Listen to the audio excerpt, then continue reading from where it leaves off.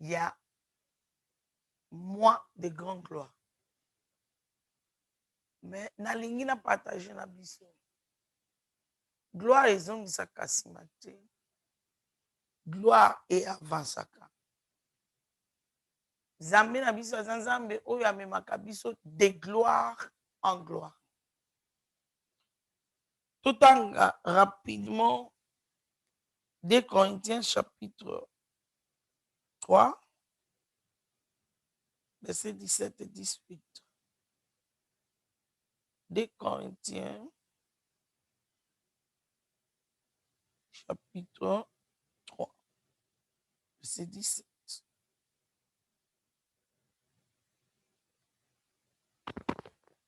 Il dit ceci. Or, les mots Seigneur signifie ici l'esprit. Bon, peut-être pour meilleure compréhension, on peut commencer à partir du verset 14. Mais l'intelligence, non, verset 12, c'est parce que nous avons une telle espérance que nous sommes pleins d'assurance.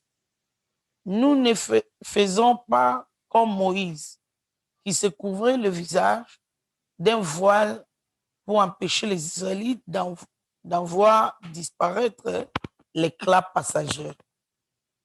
Mais l'intelligence était obscurcie. Et jusqu'à ce jour, elle est recouverte du même voile quand ils lisent le livre de l'Ancienne Alliance. Ce voile ne se disparaît qu'à la lumière du Christ. Aujourd'hui encore, chaque fois qu'ils lisent le livre de Moïse, un voile recouvre leur intelligence. Mais comme il est écrit, lorsqu'on se tourne vers le Seigneur, le voile est enlevé. Or, le mot Seigneur signifie ici l'Esprit. Et là où l'Esprit du Seigneur est présent, là est la liberté. Nous tous, les visages découverts, nous reflétons la gloire du Seigneur. Ainsi, nous sommes transformés pour être semblables au Seigneur et nous passons d'une gloire à une gloire plus grande encore. Voilà en effet ce que réalise le Seigneur, qui est l'Esprit. Alléluia.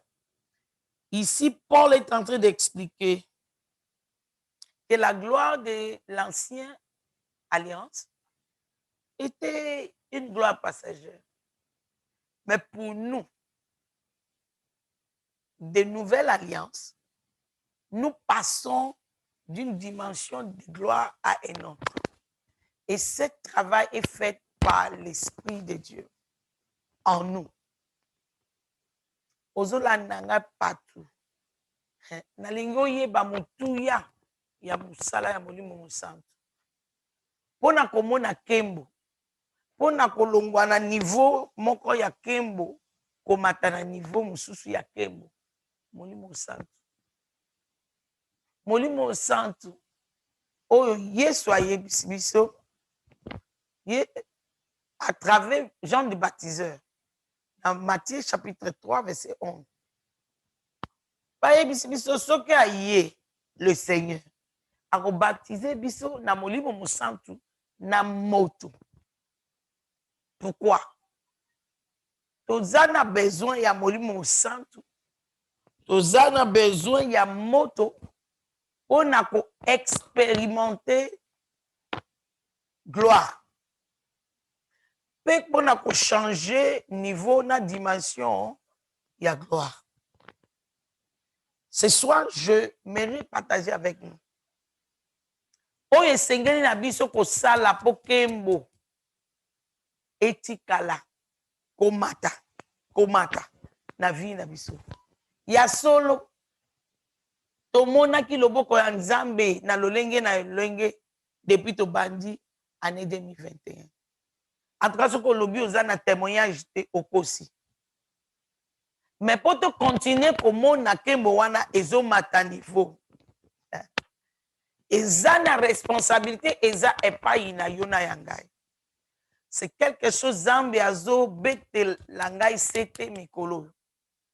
Beaucoup de chrétiens, ceux qui likambo yendongo, toza consistant, toza makasi, na lo sambo, na koyoka nzambe, na kotosa, na offrande, na koye église. Ce kaka to yoki moi résultat to la lipongi. Mais tozo bosa na likambo moko, Yesu Masia ye moko, aye bisa kibiso. Ou bien peut-être pour tozo limiter ango na texte ya kubenga na bademon.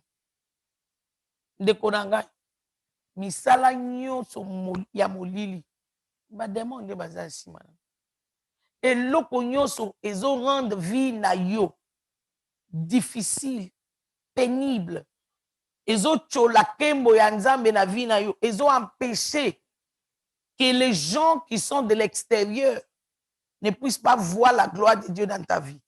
Elle vient du diable. Elle n'est pas de Dieu. Et elle est sponsorisée ou bien accomplie, exécutée par les démons. Mais non. Alors dans le livre de Matthieu, pour voir ce que Jésus avait dit. Matthieu chapitre 12. Tous en à partir, je crois, verset 40.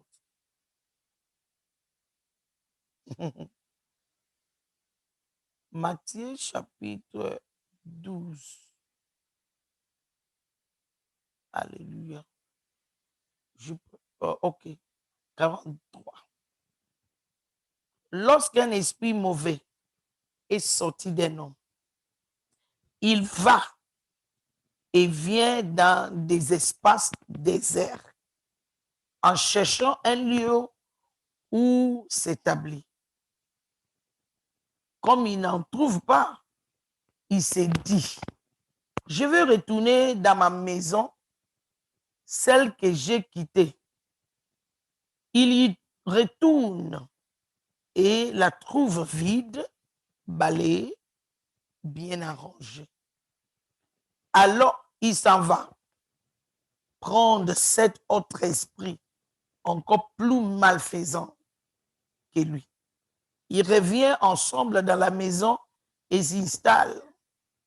Finalement, l'état de cet homme est donc pire qu'au début. Et il en ira de même pour les gens mauvais d'aujourd'hui. Tomesani, verset total makambo ya babengani démon. Mais lelo nalingi omona ngo. Nalingi omona ngo na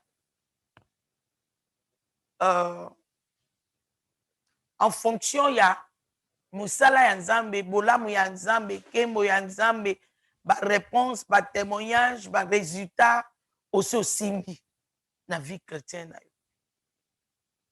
Yeba ke soki ovandeli kaka résultat ya lobi yende ennemi munene ya oyo nzambe alinga sala lelo. Apôtre Paul nous dit dans Philippiens chapitre 3 à partir des versets 12 et 13, il dit, je ne me considère pas avoir attrapé ou bien saisi, obtenir, ou atteindre ce que le Seigneur, le pourquoi le Seigneur s'est saisi de moi. Mais qu'est-ce que je fais? Je mets mon attente à ce qu'il y a encore de meilleur.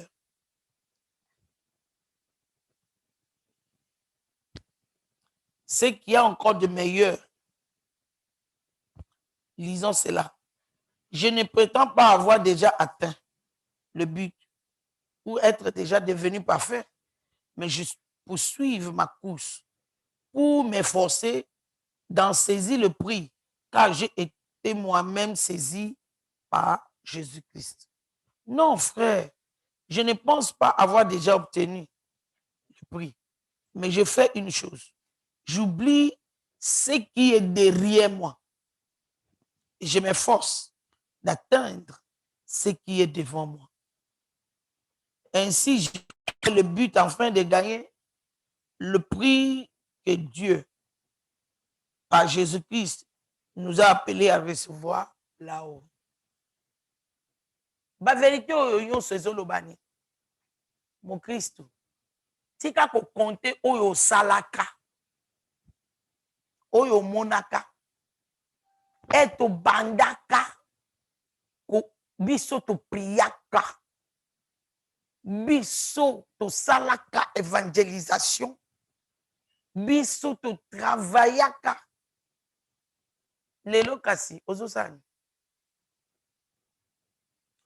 Oza wapi lelo. Est-ce que intimité na yo eza kaka ndenge ezalaka ou bien aussi au fait avancer? Est-ce que résultat ozo simba eza kaka ndenge ezalaka? Avec toutes ces questions dans notre cœur, nalingi tokende na Lévitique chapitre 6. Parce que nalingi topelisa moto na kati ya bomoi na biso. Totalaki que moko na makambo esalaka tomona grande gloire. Eza vie de prière consistant. Totalaki yango na kati ya Actes des Apôtres chapitre 12 na histoire ya Pierre. Tomonaki que lokola l'église et continuaki ko prier consistamment pour na ye. Eza ouais. Yango ne esali ke lola etinda angelu po Pierre azala libéré. Tomonaki pe Pierre akomi na porte. Jeune fille na esengo nyonso atiki ye na porte afungoli porte te azongi. Mais Bible elakisi ke Pierre a continué kobeta atiki kobeta te. Yesu ayebisi biso. Kosepela te ke nasi naza délivré, nasi nazwi délivrance. Ovandi osala eloko moko te. Otiki ndaku vide mais bien balayé. Alobi ozo courir danger. Pourquoi? Satan akendaka kaka sa et là. Soki akei aluki amoni place ya kovanda te, alobaka na kozongela ndako ya kala. Ndenge moko témoignage. Okangami kaka na témoignage ya lobi. Ipakolami ya lobi eko travailler makambo ya lelo te. Siko na vérité wana nyonso nalingi totanga. Okanda ya Lévitique chapitre 6. En français, au fait, on doit commencer par verset 1. En anglais, ça commence verset 8. Le Seigneur dit à Moïse, Yoka Malam, de communiquer les ordres suivants à Aaron et à ses fils. Avant de continuer, la fungoli parenthèse. Chaque fois que l'Éternel parle, et il s'adresse aux sacrificateurs et leurs fils. Yeba ki azoloba likambo oyo ekokatana te, azoloba likambo oyo ekozala valable de génération en génération. Makambo wana etala kaka ba sacrificateur te, etali biso banso. Eza loi d'application ya biso banso. Dieu merci par Jésus-Christ. Dans l'Apocalypse chapitre 5 verset 10, la Bible dit, il a fait de nous des sacrificateurs et des rois. Yo muto yamba Yesu. Loi oyo pona yo. Eza nini? Règle concernant les sacrifices complets. Ces sacrifices doivent brûler durant toute la nuit sous l'autel, où l'on entretiendra le feu. Verset 3. Ensuite, le prêtre vêtu d'une tunique de lin et d'un caleçon de lin, enlevé de l'autel les cendres grassées du sacrifice consumé et les dépose à côté de l'autel. Total verset 3. Na oya ozongela makambo ya moto ekufa te.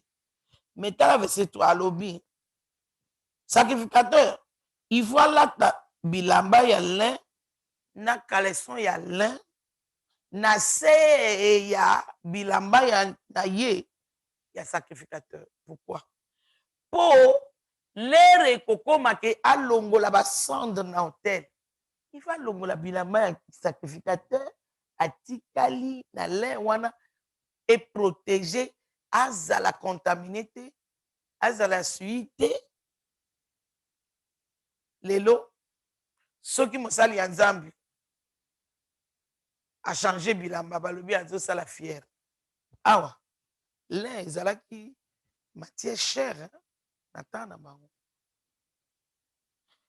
mais tokende place wana te. Place tozokende eza nini?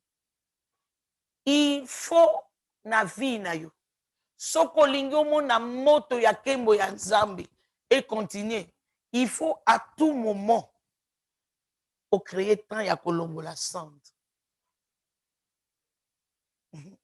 Cendre eza nini? Eza évidence, preuve ke moto ezalaka, mais eza esu te ou bien ekiti. Celui qui veut voir la grande gloire il doit travailler que moto ezo continue komata ezomata kaka te, cendre ezolongwama. Po soki cendre eleki ebele ata okotisi bois ekopela na facilité te. Yango ozoyoka ngai ke bana bavie prophète bavie prophète baza kaka baserviteur de Dieu te na kati ya lingomba yo owuti koya ou bien owuti koyamba Yesu ou bien Nzambe awuti koconnecte yo na epakolami wana na vision wana oza motivé oza na enthousiasme oza na zèle baoyo basi bawumeli na kati babi oye intercession oye avant kilt biso mpe tozalaki bongo esalaka bato kaka bongo na ebandeli. Vieux prophète custodien de cendre bozalaka biso mpe bino mpe bobanda koya tantine eloko nini esalemi botiki. Frère nani alobi otie koni ya sika na kati ya moto na yo te? Nani apekisi yo? Grande gloire eye omona yango te osanti te eza wana, mais po cendre ekende kobloke manifestation na yango te, il faut longola cendre yango bapopolaka babula. Soki otangi livre oyo thème nango capital eza ke moto il faut jamais ekufa na hotel, mais soki ekokufa na hotel te, il y a des choses à faire. Il y a yambo oyo Nzambe ayebisi Moïse awa eza ke il faut surveiller que cendre ezos'accumuler te, ozolonga yango olongola yango mpe ozokende kodepose yango libanda ya hotel. Cendre lisumu facile, cendre lisumu facile bapoids baconseil ya bavieux prophète olandaka mama wana pani boza kaka bokomi combien na département yango nga na yaka na ngai nalingi baproblème te na bato yango na prie na nga na cre na ngai ozalaka serviteur okomi moto ya nakutaka na ngai nasambeli na ngai nasongi epa na ngai mpo nalingi problème te faute na yo te efalaki yesu mpe alobaka alingi problème te efalaki mpe aya mpo alelaki na jardin de Gethsemane papa tokochange projet oyo te papa na ye alobi il faut kaka nzela wana ojuni maluro je ne sais pas comment expliquer ça na monoko ya mboka na ngai elakisi ke moni ngombe akangaka nde motema mbeli na kingo eza elengi te moko mpe agangaka po oyeba ke ata nzambe alobi napesi bino banyama bolia bango nyama wana azokitisa vi na ye soki akoloba na monoko na biso ya bato mpona nini bozosala ngai boye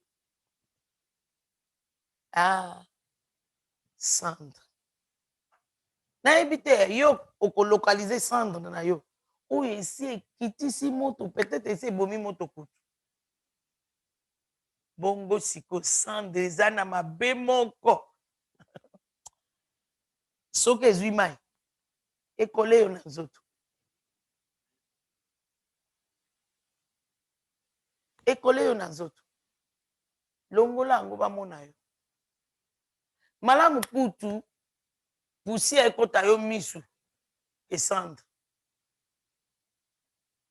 oriske obungisa misu wana cendre eza danger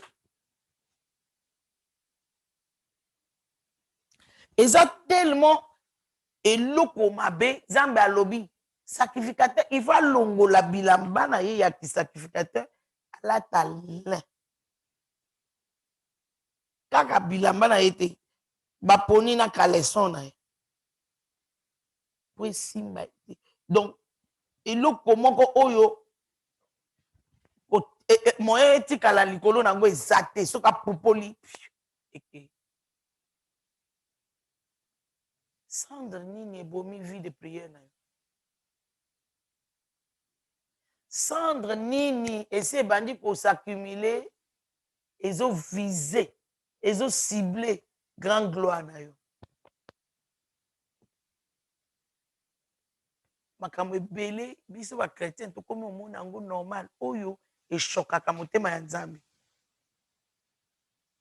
tose limite kaka masumu eza ekobo na bilangwa esili 2 Corinthiens chapitre 7 alobi masumu ya molimo na ya nzoto ya molimo nde eza dangereux koleka incrédulité nzambe a déclaré grande gloire nzambe ayebisi biso nous marchons par la foi pas par la vue lokola yo nanu ozwi eloko wana ozoluka te omoni neti nzambe akosi yo cendre okomi okakola fidélité ya nzambe okomi okakola monene ya nzambe eza cendre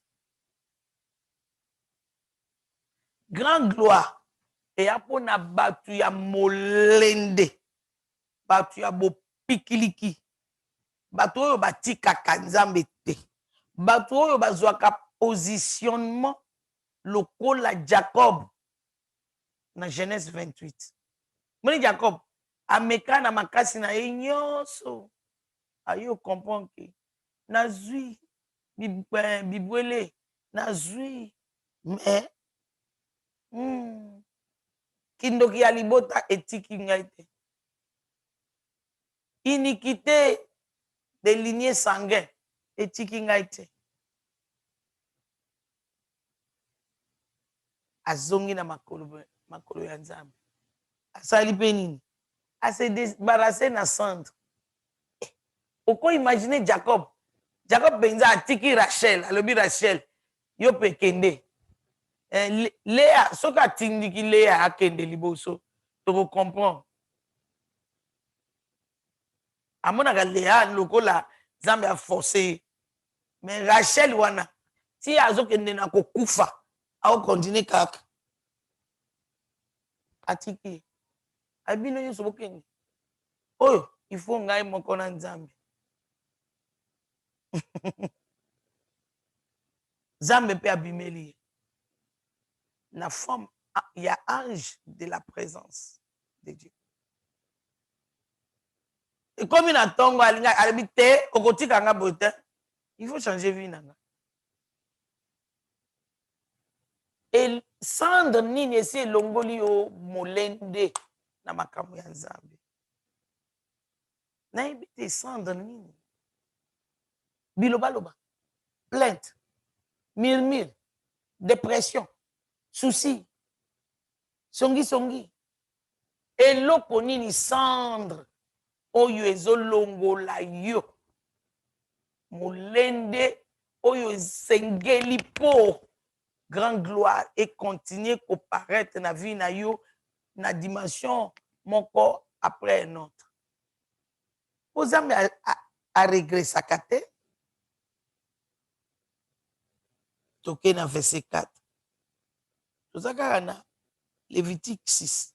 Puis il va changer de vêtements et emporte les cendres dans un endroit puis hors du camp. Omoni, musika, il faut tiango musika, boakango. Mais est-ce que tu ne vois pas qu'il est temps d'arrêter de te plaindre? Murmure na plainte. Cendre ya mabe oyo ekolaka bato na zoto. Ekolaka neni. Et comme habitude, au point que même quand il n'y a rien pour laquelle tu peux te plaindre, tu vas te plaindre parce qu'il n'y a pas de situation. Pour aussi au message. Oh. Neti songi. Et comme pandémie, na kati ya corps de Christ. Et les chrétiens ne veulent pas voir combien c'est dangereux pour leur avancement. Pourquoi imaginer tout ça dans kilt? Moutaye, aza kutu lokola moutaye pour la première fois. Moutaye biyete, akene ko abordé. Et pour nini ozo sunga ser wana. Oyebi teke ekoko mela yo ngambo. C'est quel esprit ça?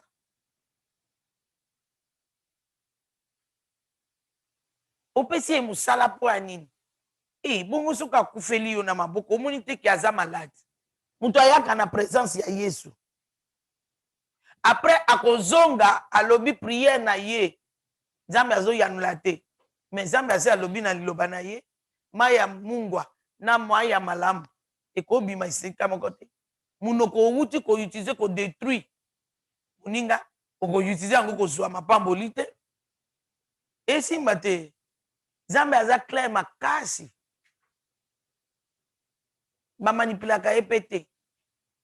Si tu n'as pas de bonnes choses à dire, tu ne peux pas te taire. Pour ton bien. Ce n'est même pas pour le bien de l'autre. Pour ton bien à toi. Pour ton bien à toi. Yoka balobi, akome ma cendre, libanda. Au bois qui ango, au se séparer nango. Dans le langage du Nouveau Testament, répands-toi. Dans le langage du biso ba kinoise, bêta 6. Changer façon de faire. Cendre nini. Esi ebomi kondima na yo, ebomi vie de prière na yo. Nayebi kutu te soko yebi place o check Bible.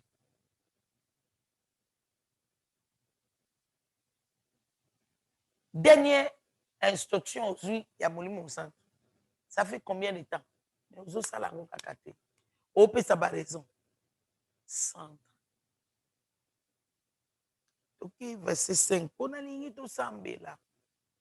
Dieu n'est pas un homme pour mentir, ni fils de l'homme pour repentir. Ce qu'il dit, c'est ce qu'il fait.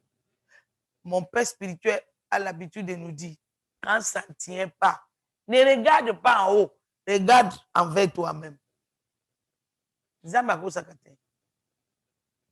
Verset 5. Le feu qui brûle sous l'autel ne doit pas s'éteindre. Chaque matin, le prêtre, il remet des bouchées sous lesquelles il dispose des sacrifices complets.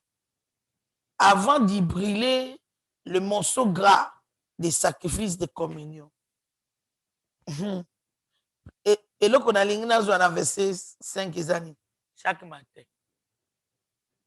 Dans le français, Louis II, alors chaque matin, à côté, Koni, bois. Alléluia. À côté, Koni. À côté, placer Koni pour écouffer, pour cendre et s'accumuler. Parce que instruction est années. Moto, il ne faut pas écouffer. Alobi et coquille ne doit pas. Et coquille kokufate. Et ça, le fétichat est mis yo. Tambola ville, il y a Kinshasa, Meni, jusqu'à 4h59. 5h, écoute, ce que écoute yo. Au balou qui ont commis, ce qui sont, ce que commis, ce que commis, bon. Batu wana bafuta ka bapri wana ou bien balobi kende na cimetière na minuit. Cimetière déjà ezalaka na somo nango, minuit pe na somo nango. Sikoyo sangisa yo mibale. Awa Nzambe azopesa instruction. Moto oyo ekoki kokufa te. Sikoyo apesi biso pe solution nango. Alobi chaque matin il faut sacrificateur à Tchekoni. Nani sacrificateur? Yo. Ngai. Apocalypse 5:10. Christ a fait de nous des sacrificateurs et des rois à notre Dieu. Donc, tongo nyonso esengeli yo bakisa koni na kati ya hotel ya prière na yo. Na kati ya hotel oyo eza entre yo na Nzambe. Vraiment. Na butu ya lelo po na bandi ko préparer réunion depuis tongo. Likambo ya prière ezoya te na mona ke Nzambe alinga lobela biso na butu ya lelo. Kolala te telema tambola toloba makambo ya cendre pongi exagéré eza cendre pongi na ere esengeli yo prier eza cendre pongi paresse eza cendre ere esengeli otanga Bible okoti na télévision eza cendre novelas okoti na internet okoti na téléphone eza cendre balobi tika ngo libanda koni kasi oyo Bible ezoloba ezani ya liloba Nzambe liloba eza koni liloba eza koni sikoyo Nzambe ayebisi biso chaque matin tongo nyonso natuni yo eske otangaka Bible na yo tongo nyonso eske olukaka instruction ya Nzambe tongo nyonso balobi poto préserver grande gloire il faut moto ezala à tout moment na hotel na biso sikoyo Nzambe azoyebisa biso po moto wana ezala il faut tongo nyonso Tongo nyonso. Il faut te tirer koni. Il faut te tirer nini? Koni. Koni wana. Liloba Nzambe. Liloba ya Nzambe. Je demande. Depuis to bandi. Moi ya grand gloire. Relation na yo. Na liloba Nzambe ezandeni.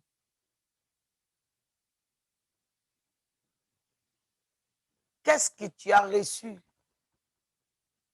comme instruction venant de Dieu dans sa parole? Est-ce qu'on peut si liloba wana valeur et à l'autorité finale ya vie na yo? Ou bien ozwaka instruction na yo ailleurs? Rappelle-toi. Somme 1. Bienheureux l'homme qui ne suit pas les conseils des méchants, qui ne marche pas sous le sentier des pécheurs et qui ne s'assoit pas avec les moqueurs. Elingo oloba. Soki omipesi na koluka instruction ya Nzambe te chaque matin. Okozala guide na ba conseil mususu. Ekomemela yo cendre. Moto ebandi okufa. Parce que ya Nzambe okomilange yango na ya batu te. Non, yango nde okoyoka chrétien azoloba. Non. Totika makambo ya Bible, oyo eza makambo ya Bible te, oyo eza toloba réalité. Kasi réalité ya mwana Nzambe ezani. Réalité ya mwana Nzambe, c'est la parole de Dieu. Mais un chrétien, même soi-disant serviteur de Dieu, va te dire, non, on ne parle pas de la Bible ici, on parle de la réalité. Mais non, quelle est la réalité d'un enfant de Dieu?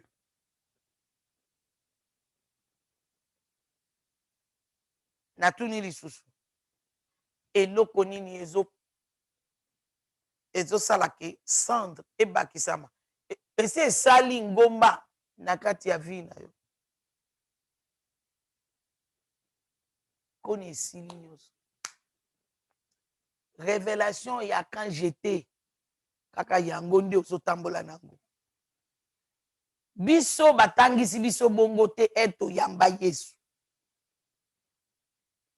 Keba na batu ya masolo wana. Dry. Anglais elobi dry. Baza ya kukauka.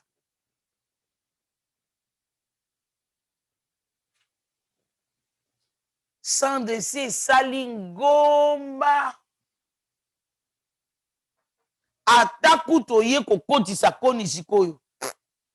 Pasi po moto epela. Et puis batu ya bongo basala kaka semblant ya kokotisa koni ya sika na kati ya cendre. Balobi cendre kombolango bimana go libanda. Bwakango libanda. Bwakango libanda. Kangama na révélation ya liloba Nzambe chaque matin. Elle a le pouvoir de te donner l'héritage qui t'appartient en Christ.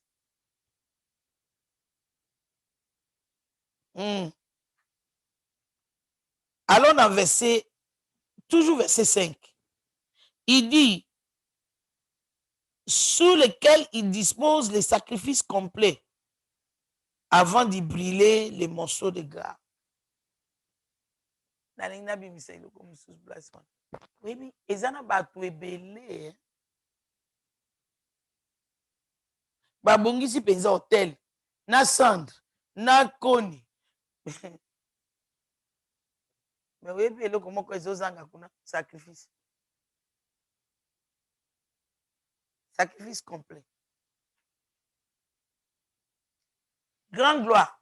Et répondre à un sacrifice complet. Sacrifice complet, Ezani. Vie na yo. Romains 12, verset 1.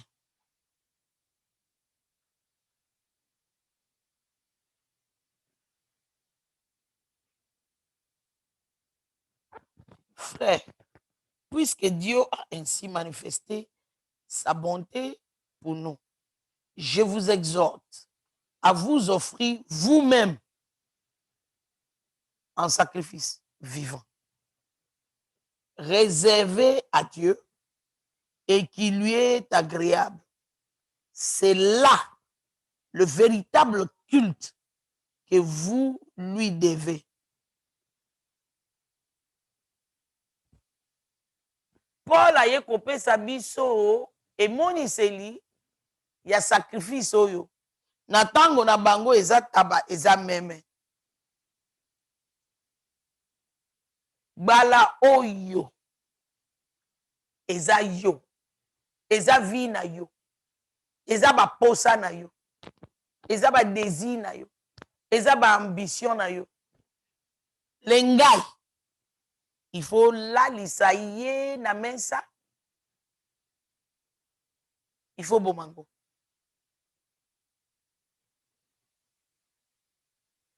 Il faut bomango. Na tango ya kala, est-ce que oyebi ke moto apelisaka moto wana ezalaka bango te? Moto wana ekitaka pati ya lula. Mais po ekita, bango il faut baya na sacrifice. Sacrifice Nzambe asengi biso ya liboso. Yango babengi yango awa sacrifice complet. Bomoi na yo. Ne viens pas donner 10 000 $, 1 million de dollars à Dieu pour que quand tu quittes la présence de Dieu, tu commences à faire des choses comme tu veux, telles que tu veux. Et ça na batukutu bapesaka Nzambe te na Nzambe azopekisa bango makambo. Alobi na yebi makambo na osala.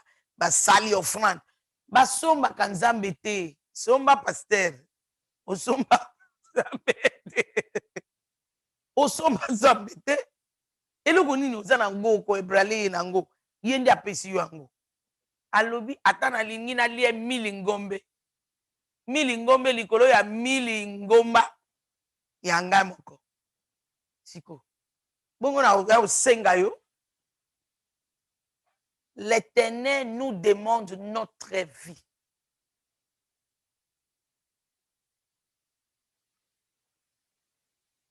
Il nous demande notre vie. Comme sacrifice vivant. Tout ça, sacrifice vivant.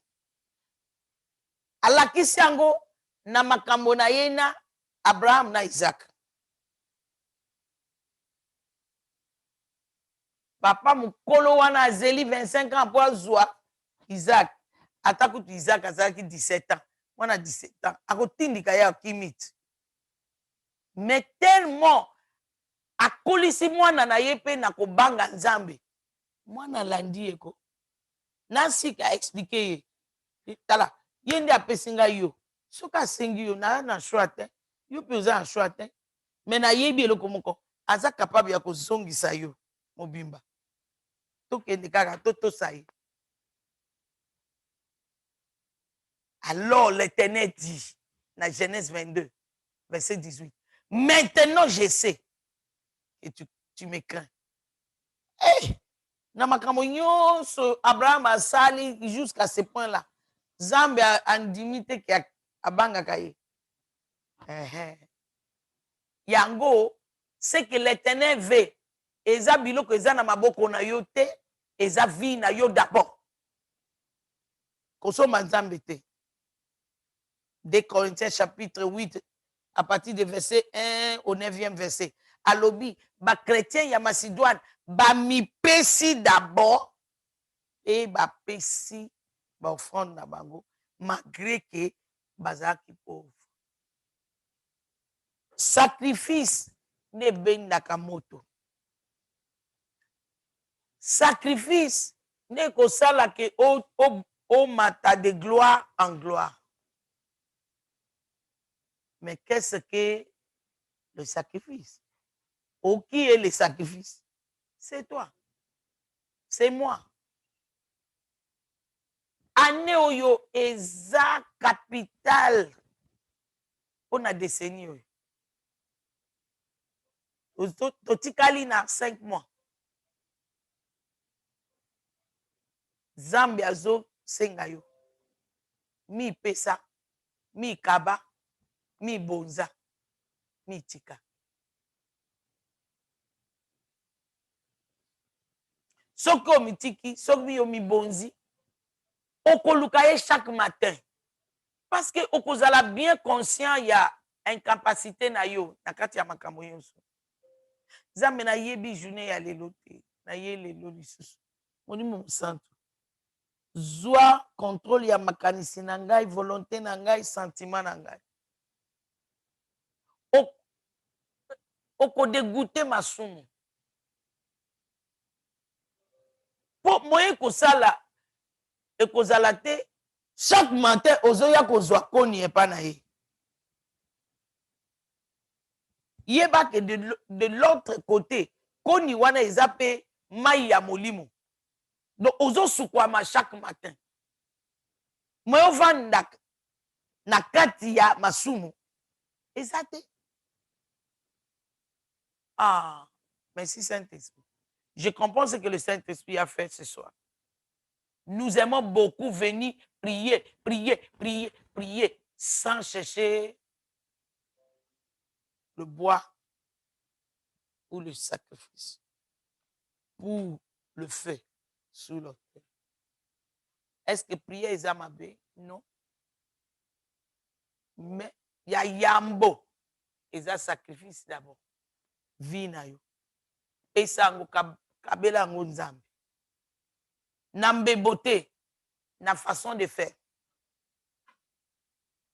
Na makanisi, na ba choix. Na makambo salaka, na misu ya batu, na eroza yo moko. Ya mibale, eza koluka koni, ya révélation, ya instruction, ya directive na ye chaque matin. Mo wana chaque matin eza important. Tango nyonso pour dire.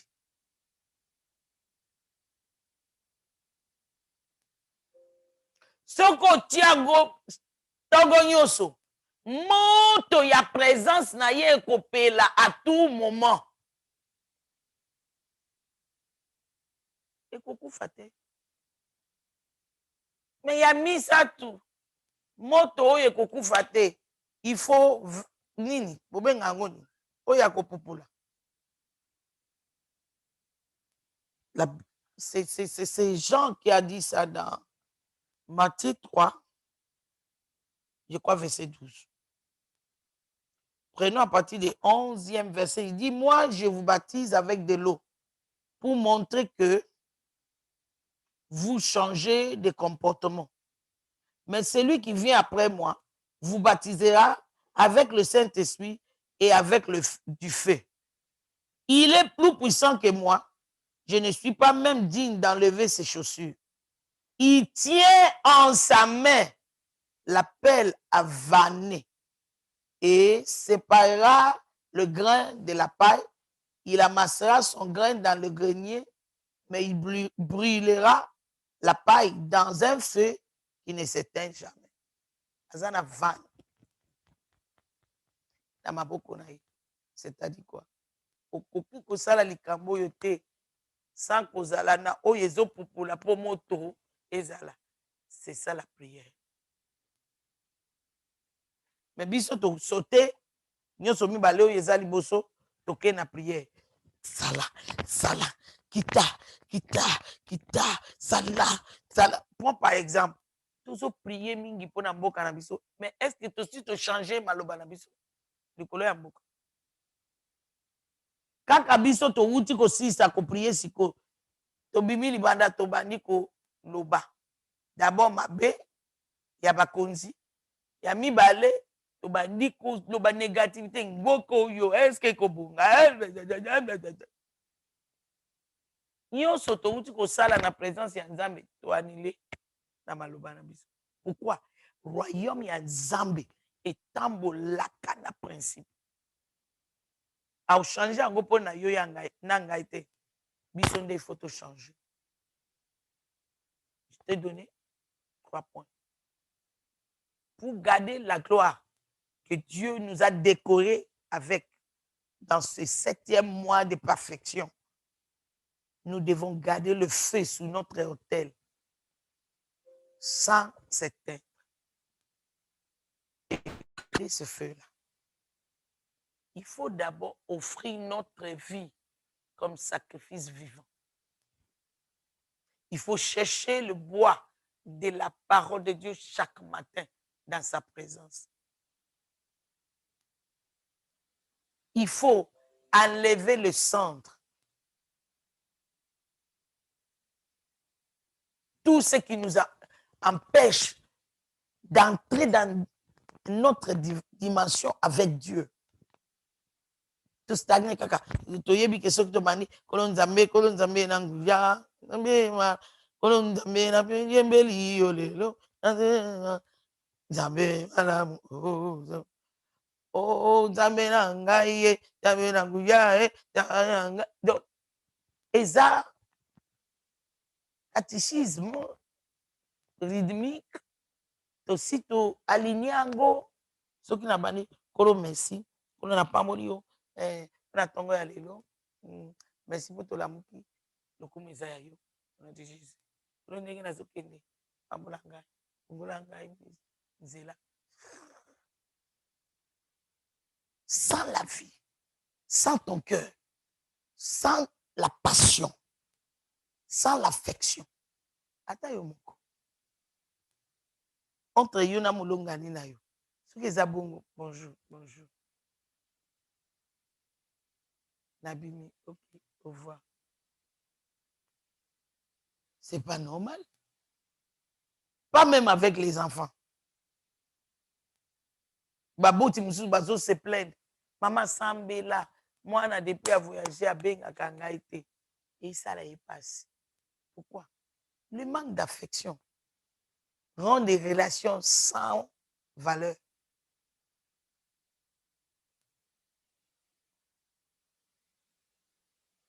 Ayebisi biso tomemela ye sacrifice complet avant tokende kosambela. Napesa yo verset ya prophète Élie 1 roi 18 totanga yango te yo moko vanda tanga yango. Molimo santu atelemisi Eli adéfier mboka na ye mobimba jusqu'à quand bokomilange nzambe na biloko mosusu bozwa décision lelo soki bokolanda bal bolanda soki bokolanda Yahweh bolanda Yahweh mais makambo wana te nazolanda na ntongo ya lelo. Eloko nini nazolanda? Abongisi hotel na ye alongoli bacentre alongoli nyonso azwa koni atie mais oyebi ke omoto ekita il a fallu sacrifice. Maintenant tu peux me demander sacrifice nini Eli atie kobosana te asali makambo wana après 3 ans et demi que mbula ezate akangi lola. Il n'y avait pas de la pluie. Donc eloko ya cher koleka na temps wana eza mai.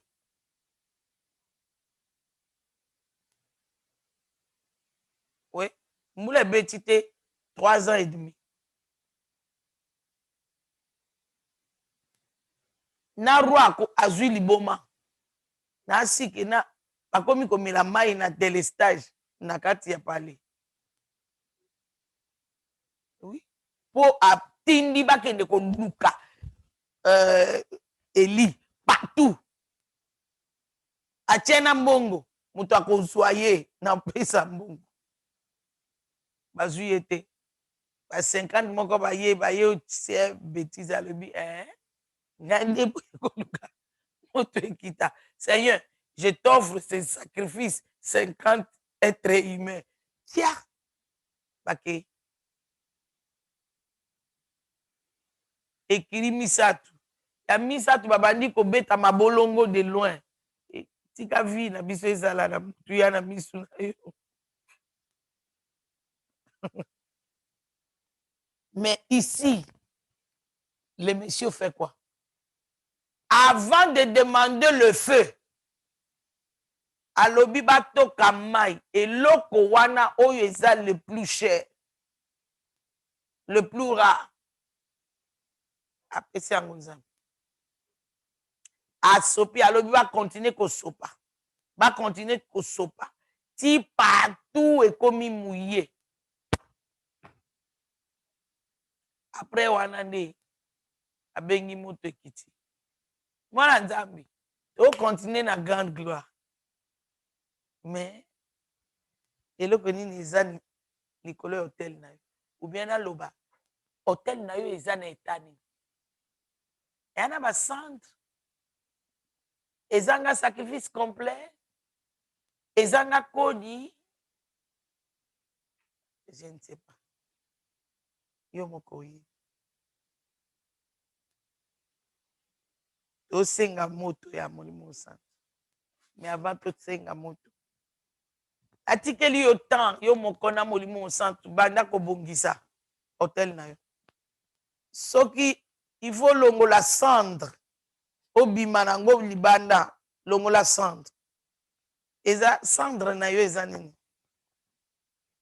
Paul akomi yango na ndenge mususu, Hébreu chapitre 12 verset 1 alobi lokola toza na batémoin ebele eza entouré biso batambola na nzambe baréussir kambo wana, biso toza na raison moko te. Bato kutu ya ancien testament baréussir yango. Bongo yo nanga toza na Molimo Santo na kati na biso, toza na liloba nzambe na maboko na biso, toza na nzambe mobima na kati, toréussir yango te ndenge toza na raison te. Alobi totie poids inutile tozomema pembeni, tolongola pe miyololo ya masumu oyo ezokanga biso facilement. Donc péché mignon olingi yango, olingi nzambe olingi yango. Et prophète Eli alobi topona moko, oponi péché mignon na yo, par conséquence oponi lifelo ou bien oponi nzambe.